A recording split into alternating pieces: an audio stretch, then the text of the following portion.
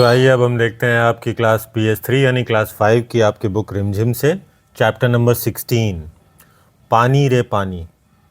आइए देखते हैं कहाँ से आता है हमारा पानी और फिर कहाँ चला जाता है हमारा पानी।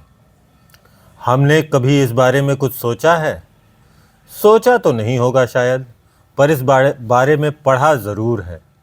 भूगोल की किताब पढ़ते समय जल चक्र जैसी बातें हमें बताई जाती हैं। एक सुंदर सा चित्र भी होता है इस पाठ के साथ।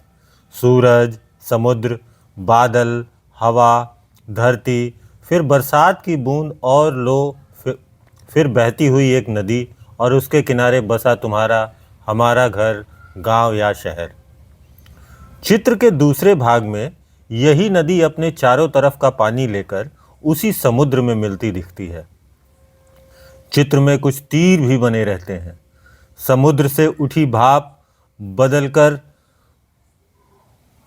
बादल बनकर पानी में बदलती है और फिर इन तीरों के सहारे जल की यात्रा एक तरफ से शुरू होकर समुद्र में वापस मिल जाती है। जल चक्र पूरा हो जाता है। यह तो हुई जल चक्र की किताबी बात, पर अब तो हम सबके घरों में, स्कूल में, माता पिता के दफ्तरों में, कारखानों और खेतों में पानी का कुछ अजीब सा चक्कर सामने आने लगा है। नलों में अब पूरे समय पानी नहीं आता। नल खोलो तो उससे पानी के बदले सूं सूं की आवाज़ आने लगती है।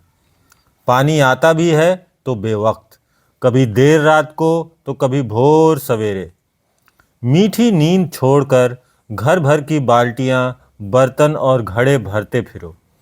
पानी को लेकर कभी कभी कहीं कहीं आपस में तू तू मैं भी होने लगती है। रोज इन झगड़े टंटों से बचने के लिए कई घरों में लोग नलों के पाइप में मोटर लगवा लेते हैं। इससे कई घरों का पानी खींचकर एक ही घर में आ जाता है।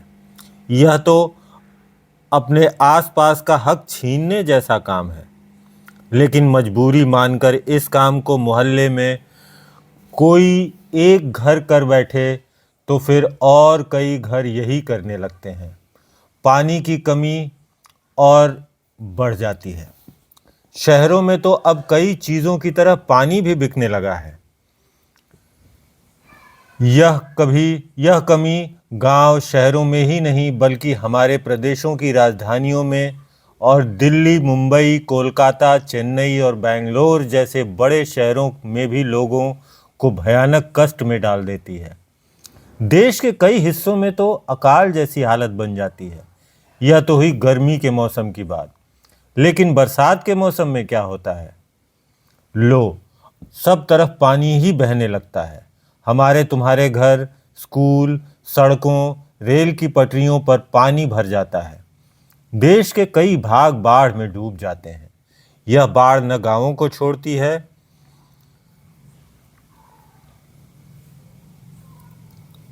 और न मुंबई जैसे बड़े शहरों को। कुछ दिन के लिए सब कुछ थम जाता है, सब कुछ बह जाता है। ये हालात हमें बताते हैं कि पानी का बेहद कम हो जाना और पानी का बेहद ज़्यादा हो जाना यानी अकाल और बाढ़ एक ही सिक्के के दो पहलू हैं। यदि हम इन दोनों को ठीक से समझ सके और संभाल लें तो इन कई समस्याओं से छुटकारा मिल सकता है। चलो थोड़ी देर के लिए हम पानी के इस चक्कर को भूल जाएं और याद करें अपने गुल्लक को। जब भी हमें कोई पैसा देता है, हम खुश होकर दौड़कर उसे झट से अपनी गुल्लक में डाल देते हैं। 1 रुपया, 2 रुपया, 5 रुपया, कभी सिक्के तो कभी छोटे बड़े नोट, सब इसमें धीरे धीरे जमा हो जाते हैं। फिर जब कभी हमें कुछ पैसों की ज़रूरत पड़ती है तो इस गुल्लक की बचत का उपयोग कर लेते हैं। हमारी यह धरती भी इसी तरह की खूब बड़ी गुल्लक है। मिट्टी की बनी इस विशाल गुल्लक में प्रकृति वर्षा के मौसम में खूब पानी बरसाती है। तब रुपयों से भी कई गुना कीमती इस वर्षा को हमें इस बड़ी गुल्लक में जमा कर लेना चाहिए। हमारे गांव में, शहर में जो छोटे बड़े तालाब, झील आदि हैं, वे धरती की गुल्लक में पानी भरने का काम करते हैं। इनमें जमा पानी जमीन के नीचे छिपे जल के भंडार में धीरे धीरे रिसकर छनकर जा मिलता है। इससे हमारा भूजल भंडार समृद्ध हो जाता है। पानी का यह खजाना हमें दिखता नहीं, लेकिन इसी खजाने से हम बरसात का मौसम बीत जाने के बाद पूरे साल भर तक अपने उपयोग के लिए घर में, खेतों में, पाठशाला में पानी निकाल सकते हैं। लेकिन एक दौर ऐसा भी आया जब हम लोग इस छिपे खजाने का महत्व भूल गए और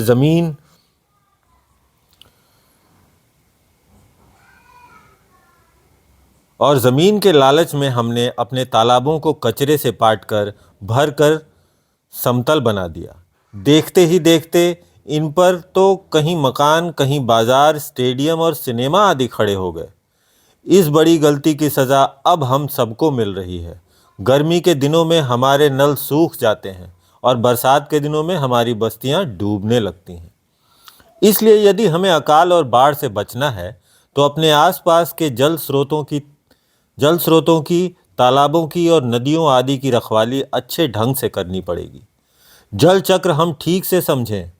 जब बरसात हो तो उसे थाम लें, अपना भूजल भंडार सुरक्षित रखें, अपनी गुल्लक भरते रहें, तभी हमें ज़रूरत के समय पानी की कोई कमी नहीं आएगी। यदि हमने जल चक्र का ठीक उपयोग नहीं किया तो हम पानी के चक्कर में फंसते चले जाएंगे। ये लेख अनुपम मिश्र ने लिखा है। इन्होंने एक जानकारी भी दी है, आइए देखते हैं। हक की बात, ये ग्रीन से बॉक्स में लिखी हुई है। आज़ादी के बाद पिछले 60 वर्षों में, अब काफ़ी वर्ष हो चुके हैं, लेकिन ये 60 साल जब हुए थे तब लिखी गई थी, तो सुनते हैं।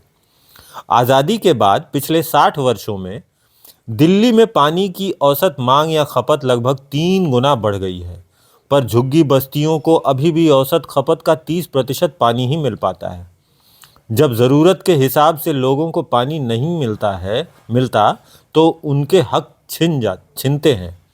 हमारे समाज में ज़रूरतों से जुड़े और कौन से मुद्दे हैं जहां हमें बराबरी का बंटवारा नहीं दिखाई देता और कई लोगों का हिस्सा छीन कर कुछ लोगों को दे दिया जाता है।